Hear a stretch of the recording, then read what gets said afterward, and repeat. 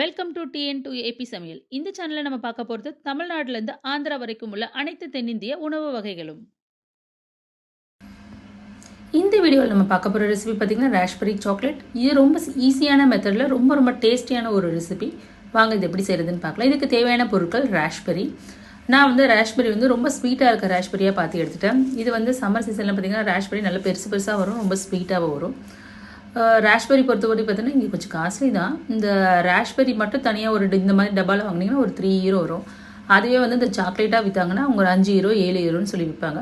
But எங்கள் பசங்களுக்கு ரொம்ப பிடிச்சதுனால நானே இதை வீட்டில் செஞ்சுட்டேன். ராஸ்பெரி எடுத்துக்கிட்டோம், கழுவி எடுத்துக்கோங்க. அதே மாதிரி வந்து ப்ளூபெரி இதே மாதிரி இருக்கும். ப்ளூபெரி வந்து நம்ம குட்டி ப்ளூபெரி தான் நம்ம யூஸ் பண்ண போகிறோம்.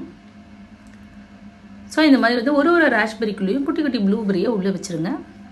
வச்சுட்டு இந்த ஃபுல் கம்ப்ளீட் செட்டப்பை வந்து நம்ம ஃப்ரிட்ஜில் வந்து ஒரு மணி நேரம் வச்சுருங்க ஃப்ரீஸ் பண்ணுறதுக்கு. இப்போ தேவையான சாக்லேட் பார்த்திங்கன்னா ஒயிட் சாக்லேட் அண்ட் டார்க் சாக்லேட்டாக எடுத்துக்கலாம், இல்லை நார்மல் சாக்லேட்டாக எடுத்துக்கலாம். நான் வந்து டார்க் சாக்லேட் எடுத்துக்கிட்டேன். ஒயிட் சாக்லேட் வந்து கடையில் அவைலபிளாக இருக்க என்ன சாக்லேட் வேணால் நம்ம எடுத்துக்கலாம். ஸோ ஃபஸ்ட்டு இது மெல்ட்டிங் பண்ணிக்கலாம். மெல்ட்டிங் வந்து நம்ம ஓவன்லேயும் கம்மியான டெம்பரேச்சர் வச்சு பண்ணலாம். நான் வந்து ஹாட் வாட்டரில் இந்த மாதிரி ஸ்டீல் பவுலை மேலே வச்சுட்டேன். அது ஆட்டோமேட்டிக்காக கொஞ்சம் நேரத்துலேயே வந்து மெல்ட் ஆயிரும்.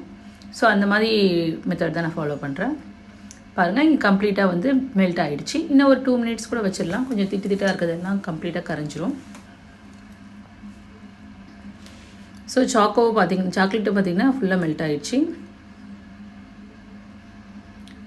பேசிக்கலி பார்த்திங்கன்னா டார்க் சாக்லேட் உடம்புக்கு நல்லது சொல்லுவாங்க, அதில் ஸ்வீட்டும் கிடையாது.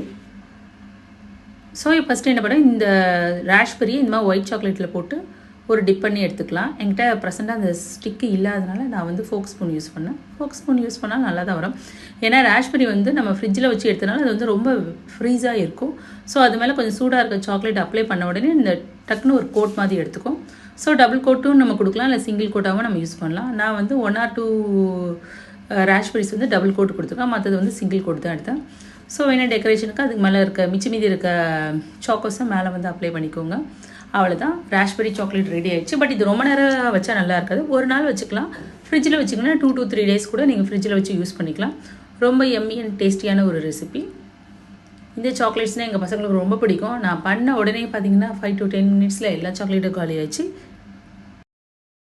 இந்த ராஸ்பெரி சாக்லேட் உங்களுக்கு பிடிச்சிருந்துச்சுன்னா இந்த ரெசிபி மறக்காமல் உங்கள் வீட்டில் ட்ரை பண்ணி பாருங்கள். இந்த டேஸ்ட் உங்களுக்கு பிடிச்சிச்சுன்னா என்னோட சேனலை நீங்கள் மறக்காமல் சப்ஸ்கிரைப் பண்ணுங்கள், லைக் பண்ணுங்கள், ஷேர் பண்ணுங்கள். தேங்க்ஸ் ஃபார் வாட்சிங்.